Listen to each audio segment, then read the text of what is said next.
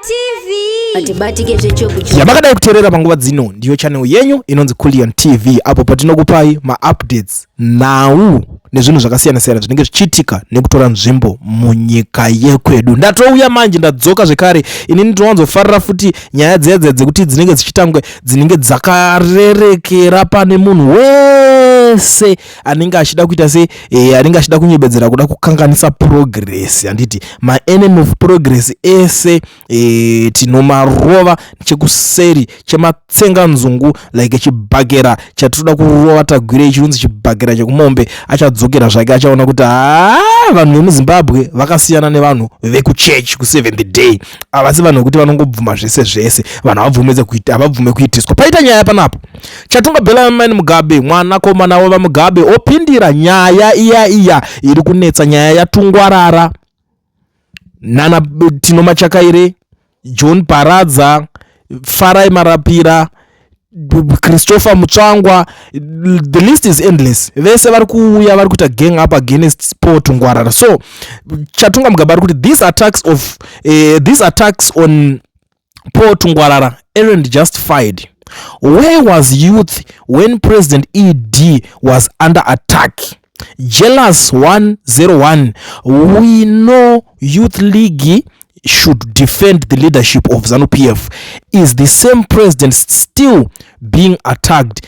If the answer is no, then well done. Ndo mamirira akaita nyaya yacho, mamirira akaita mhinduro yacho. And you know what? Inyaya dzemari. But nyaya dzemari tikakubverengura une mari yacho unopinda biz. Chatunga Mugabe is 3 times richer than Kuda Tagwirei.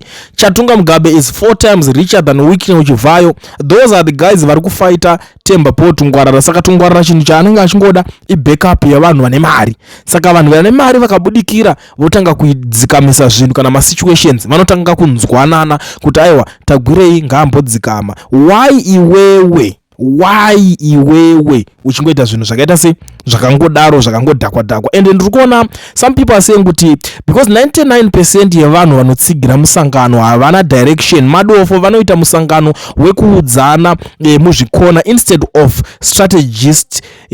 Tungwarara is a smart guy, less noise, more action. None of Varakash for ED could stand against Matinyari. He got the cards. Nyaya inotoitika panapa ndiye kuti ukanzwa the way inofambiswa nyaya nevarakashi, the way yavanozviti yacho vari kudefenda yacho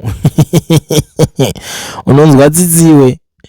And the good thing about Tungwarara is that marakashi vacho akatobvira kudhara achitovabatsira, akatanga kuuya neidea yekuti varakashi vacho vanodawo kuwana mari yehupfu ndiani, vanodawo mari yedhata ndiani, vanodawo kuti try kugara vachiita se vachisimbiswa even paemployment dzavo ndiani. Akatoti varakashi vatange kuuya vakutanga kuti right kuti zvinhu zvifambe, even president wacho anofanira kugara achitrendeswa every day on social media, but ane power rekuita izvozvo varakashi, but akava neidea iyoyo ndiani. Saka unoona kuti ma-ideas ese aTungwarara. Tagwirei haana ma-ideas, is someone wekuti imari yakangoenda pabenzi. Wakambona mari zvinoita ikasvika pabenzi, mari ndizvo zvekuti hanzi chibalance achipedze mari, chibalance chinopedza mari asi mari haipedze chibalance. Ndo situation inenge iripo pane munhu akaita saTagwirei. So zvaanenge akungoita ndezvekuti because ndine cash ndofanira kunge ndichiteererwa. And obviously ndagara ndavhura hombe because Matinyarara ane chimwe chijoka chaakanda chamukomana Tagwirei achinyaya munangagwa. And ndozvida manje zvinyaya zvakadaro kana zvichinge zvabuda kuti inini ndochiuya semunhu wekuti panews ndinotamba 9 baba, handiite zvekutamba, ndinoita kuti kubudisa nyaya dzese. So I'm so excited kuti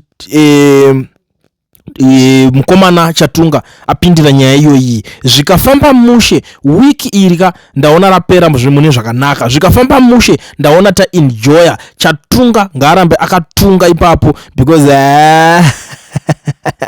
pachapisa baba. And ndikutoona kuti kubva kudhara the guy anonzi Chatunga ari kusimbisa Tungwarara. I am not saying kuti vari into any business nokuti zvinoita ndezvekuti ipapapa chasara kutongonzwa kunzi saka iwo ndiwo kuitiswa ma business deals na Chatunga kaiwo ndiwo uri kupuhwa mari kuti unyingine ndiye sponsor wako ari kuinvesta mahuri zvakanyanya, that's why uri kuzoita zvese zvakadai. So all those things haisati yanguva yekutaura zvinhu zvakadaro. Zvamanje manje ndiri kuti why ndiri kuti it's better kuteerera maadvise akafanana nemaadvise anenge achienda kuna Ngirikini. Zvakanakira pakuti kutora advice kune munhu akaita saTungwarara panguva yakaita seinei, advice yake yakangofanana neanonzi haitoferi wewe. Aizikana kuti uyu he was the smartest guy. Saka advice iyoyo makada kuiteerera kanga it's better kuti ishaye direction, it's better kuti advice zvisina dhiri. But ukaona munhu akunzi advisor aonekwa uchenjeri, he is a smart guy, haasi gudza mudungwe wekuti anotanga kungopindawo musangano angorozi munhu risina direction otanga kungoluta zvino. No, hatizozivi hedu maonero akaita cash yake. But inini ndiri kuwirirana naye pane zvinhu zvakawanda, because munhu wekuti anokwanisa kuteerera macritics, vanhu vari kukriticize Mnangagwa vonzwa kuti magrievances avo acho ndeyekuti kudii chaita kuti munhu atake munhu uyu, chii chaita kuti munhu ataure these things against the president. Saka munhu akadaro anodiwa nekuti haachaplay politics dzechihondo dzekuti azvibhagera, because most of the guys vese vanozviti isusu tiri vanhu vacho veZANU-PF tinoona kuzorowana newe, kumuti iwe chingati chinyatsombombira 1v1 chaichayo tinyatsoti ground iro havazvigone futi kudzanda zvekukutsira vanouya against 50 vanhu, vanouya vari 50 against munhu 1. Saka hatina kwatinenge tichienda nepolitics dzekuti vanhu vanoswera vachitanga politics dzekungorowana zvibhagera, because hapana progress inozoitika. But vanhu vakaita sana Tungwarara vanonyatsogara pasi vonyatsoona kuti uyu munhu mapoints ari kurova akaipa. Saka the best way to silence him or her, tomupa mari, tomupa cash, totiti uyu president ngaabvume ngaadmit kuzvitaura munhu uyu. Simple as that, because vese ava nguva yese panga parutaura rutendo wacho vakangomunyararira. Rutendo aingoenda kuZimbabwe kokoni achingoita zvaaida ikoko. But zvakashanda chiko muti munhu ari kuenda, but imi hamuna zvamuri kuita at the end of the day. Aingobatika paground anytime. So it's a big issue on its own. Ida kuti inge chitogarurwa pasi chitoonekwa kuti munhu aitunzi ari kutuka Mnangagwa wacho achienda kuZimbabwe. I want you to try it. Just try it. Ona kuti unopedza kana maminutes mangani vasati vakungangura. But uyu aienda hapana zvavakamuita, vakashaya kana power rekuti vamugume kunze kwekungotanga kungomumutanzi is a CIA agent. Only that ndo zvavakakwanisa kungotaura chete. Saka zvese izvo zvini ndakazvitarisa ndakaona kuti vanhu vekuti vanopererwa ndiye vanenge vachingotaura nonsense. But I'm so excited pane madevelopments akuitika iwaya. I'm so excited kuti Chatunga akupindura nyaya dzacho ende akaramba achitoroverera kudai so Chatunga nyaya yacho inotanga kunakidza, because hamungakutsanire munhu 1. Ndo zvanyaya dzatinoramba idzodzo. Ukaona munhu achikutsanirwa ende pese panonetsana vanhu, ini ndo vandamhanya kufara, because ndozvida. Anyway, it's a topic for another day. Tichadzoka tichitaurirana zvamanje tiri kuti Chatunga Mugabe apindira mufight iya iri kunetsa ya kutaura ana Machakairi ana John Paradza danda apinda kati imi kana mayouth manga muchifanira kudefenda maifanira kunge makazviita kudhara iko zvinezvi maka nonoka.